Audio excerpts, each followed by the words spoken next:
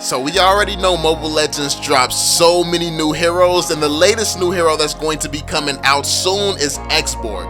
He's actually available for pre-order, so those of you who actually are trying him out, playing with him right now, let me know what you all think of him in the comment section down below, and let me know if you want me to drop a video on my opinion and my thoughts about him and stuff like that. Because yeah, I do know a few counters for him already. I do know a few flaws that I'm not necessarily a fan of, and some things that I think could be detrimental to him actually being viable in the meta. So let me know what you all think in the comment section about that, and let's jump into it.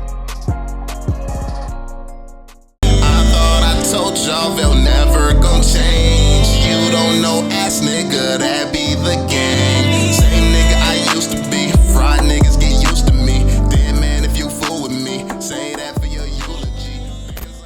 Yo, what is going on, y'all? It's your boy VeLL, and we are back with another Mobile Legends video. So this time around, we're going to be going over the 10 strongest fighters in Mobile Legends right now before Borg comes out. So everyone knows this new hero is going to be coming out soon. We've actually been waiting on him for a while, so I thought that this is a good time to go over some of the greatest fighters that we have right now currently. And honestly, I was shocked when I was going down the fighters list to make this video. I was actually surprised to see just how many fighters was there. Like, I was just going to do a top 5, then I'm like, wow, it's a lot of fighters. Like, I can't leave this person out, and how am I going to leave that person out? And even still, I'm probably going to leave out some really good fighters. So, because it's only a few bad fighters, to be completely honest with you. So yeah, let me know what you all think in the comment section down below. What's your 10 strongest fighters list? Let me see if you all have the same list as me. Obviously, we're going to have some heroes. It's just like some heroes is definitely just OP and very, very strong. And before we jump into it, as always, make sure you all drop that thumbs up on the video and subscribe to the channel for more Mobile Legends content, and turn on the notifications so you won't miss any of the bangers coming soon. And yeah, let's just jump straight into the list, homie. They so mad that I can't lose. Came up and I stayed true. Fraud niggas, I'm faithful. Still doing shit that they can't do. You know I won't lose. Yeah. Starting out here, we have to go with Childe. Childe is one of the strongest fighters in Mobile Legends because he's a hybrid. He's the hybrid that can have defense or offense. So depending on the way you build him, he can be a fighter or he can be a tank. So obviously that makes for an amazing solo laner when he's in fighter mode, and he also makes for a good tank if the enemy team doesn't have a comp that needs you to have a real tank, or it would just be a better pick to have Childe be your tank, because there are situations where that's the case. You don't actually need a tank. Childe can be more than enough. So because he has that versatility and that power in each area, because he's not a trash tank nor is he a trash fighter, so he's very, very powerful and one of the best. Like, he can be one of the best tanks if you build him tank, and he can be one of the best fighters, and I think that versatility is what makes him so powerful. So definitely had to throw him on this list. Next we have Mortis. Mortis is one of the strongest as well, and I honestly just woke up to how powerful Mortis is. His immunity to crowd control, it's insane, and how quickly he can just keep immuning himself to crowd control. His ultimate is dirty. It's just like Karina's, so if you kill somebody with your ultimate, you get it right back, and you can just go through slaying everyone out. So I can see how you could be an insane player if you actually take the time to learn Mortis mechanics and stuff like that. I think that he can actually be insane, and he can be viable in this meta, because obviously there's a lot of crowd control. There's a lot of heroes that dive in, and if you dive into Mortis, you're going to have a pretty bad day. So yeah, I think that he's definitely one of the strongest heroes in the meta right now for that reason. So yeah, shout out to y'all who's been telling me that to check him out for a while now, because yeah, you all were right. He's definitely a really, really dope hero. Next we have Ruby. Ruby, of course, is the queen of crowd control. Like, she grabs people with her ultimate. She can grab an entire team. Then she can do her little spin and twirl and stuff, and she can CC the whole team as well. I mean, depending on what you're using, she can flicker grab the whole team. Like, literally, no one can grab a bunch of people and crowd control them quite like Ruby can. So I think that for that reason, obviously, since crowd control is the meta right now, all that stun and crowd control is just it would be crazy not to put her on this list when she's capable of doing that. Now, obviously, crowd control isn't everything. Like, you have heroes like Childe who can crowd control one person, but still has enough damage to take out multiple people. Ruby can't really just get to killing everybody like Childe can, but Ruby still is really good depending on the strategy that you all are going to be going with. So I definitely had to throw Ruby on this list. Let me know your thoughts about Ruby down below. Where would you actually rank her in terms of fighters? Is she one that you would go for? I know that I'm not mad when I see her on my team. But yeah, obviously I think that there's a few better fighters, Childe being one of them. So yeah, let me know your thoughts in the comment section. Moving on, we have Mort. Mort is one of the best because in terms of damage, he does a crazy amount of damage if you take the time to farm him right and you build him right. And also, he has a little bit of crowd control. He can dive under a tower and knock somebody from under the tower, call in his horse, attack somebody as he's getting on the horse. Like, there's different combinations and different tricks that you can do using Mort to make him very valuable. And in a team fight, he can be really annoying to just go through slashing people. So yeah, I think Mort has a good amount of damage. He has a good amount of crowd control, and he has a good amount of speed to make sure that he survives pretty well. And also with that lifesteal, with the spell vamp item, I mean, he can be quite sustainable as well. So let me know your thoughts on Mort. I think that ever since he's been released, he's been consistently a really good fighter. I don't think that he's super OP, nor do I think he's ever been super OP, but he definitely is really good at what he does, and I don't think there's anyone that can do it quite like him. I don't think that he can actually be compared to any other fighter. So the uniqueness of this hero, I think, is really good and something to be praised as well. So yeah, Mort, had to throw him on here. Next, we have Thomas. Now, Thomas, I know a lot of people sleep on this hero still, but in the pro scene, a lot of pros use him because of his versatility. He can do a lot of damage. With his ultimate, he does have a lot of sustainability, and also he's very good at clearing waves. He can clear waves pretty fast, and he can take towers, and his abilities allow him to speed up and get a little boost so he can have a little bit more sustainability. Even if he gets attacked, he's still pretty fast and stuff as well, and he can dive people and jump on people. I think that he has a kit really built for everything. He can defend well, he can attack well, he can take towers pretty fast.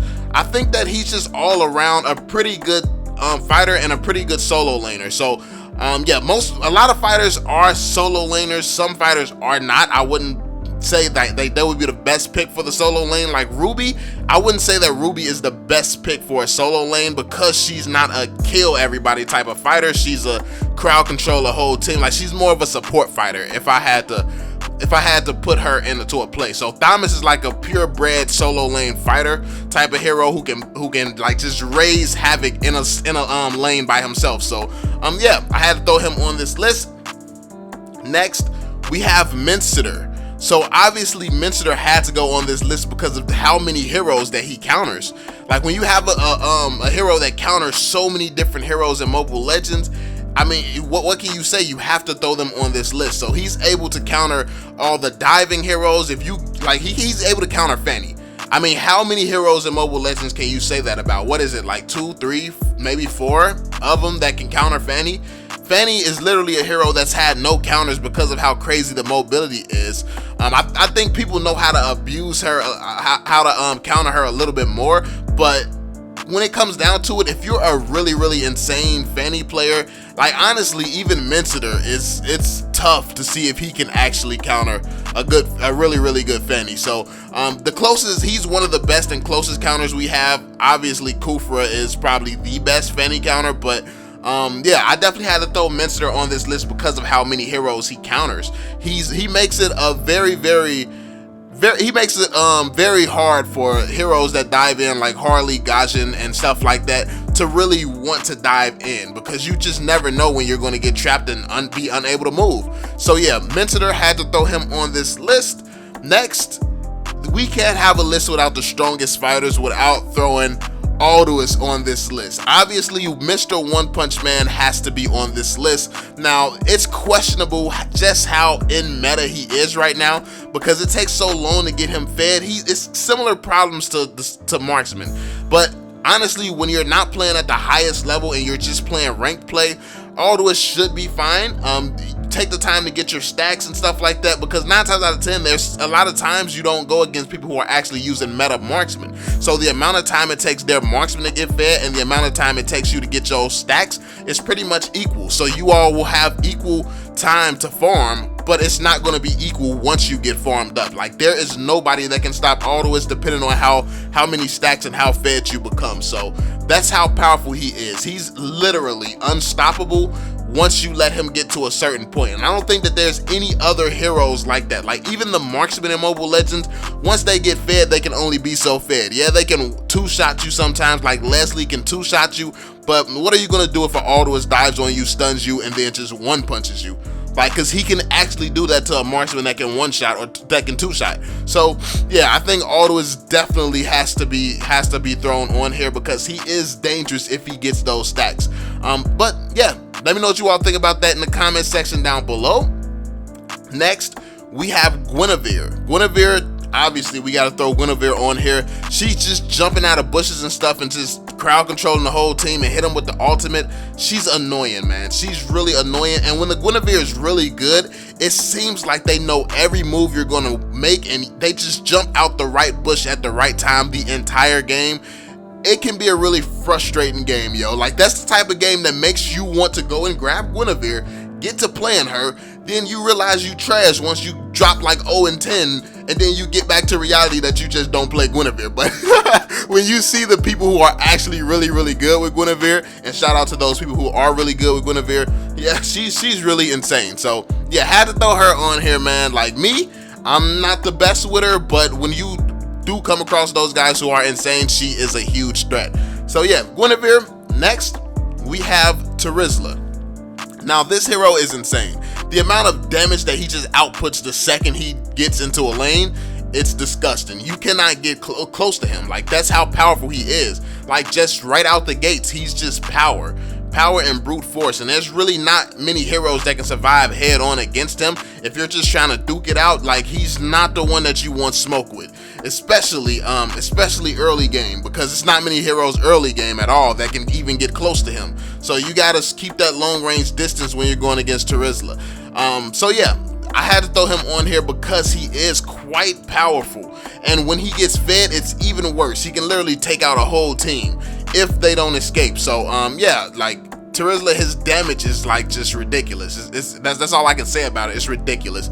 So yeah, last but not least though, Bane. We have to put Bane on this list, man. Now the reason that I threw Bane on this list, it was a few others that I was debating putting on this list, which you all probably know. Let me know some of the others you think that I forgot on the list down below in the comment section. But the reason that I had to throw Bane on here is because he does have a pretty good, he has a decent crowd control, he has a decent CC ability with his ultimate, and he can still take out turrets pretty quick, you know. So as a solo laner, I think in a solo lane it could be pretty annoying trying to go up against a Bane, especially a really good Bane. And in a team fight, like, imagine just having a team fight and you just see a bunch of sharks coming at you and your whole team. Like, that literally can change the tide of a battle, just having a Bane ultimate just coming at you in a small confined area where people just can't run and escape like that. If you all fight in the jungle and he just hit his ultimate, 9 times out of 10 the enemies are going to get hit by him. So yeah, let me know what you all think though, man. That's pretty much it. That's all I got for you on this list. These are the 10 strongest fighters in my opinion, like before Borg's release. But yeah, let me know what you all think. Did I miss any crucial fighters that you all think should deserve to be on this list? Let me know. As always, be sure to drop that thumbs up, subscribe to the channel if you're new, and I'm gonna catch y'all on the next one, fam. Peace out, yo. I'm on it. Can't fail for my family, I want it. So they'll never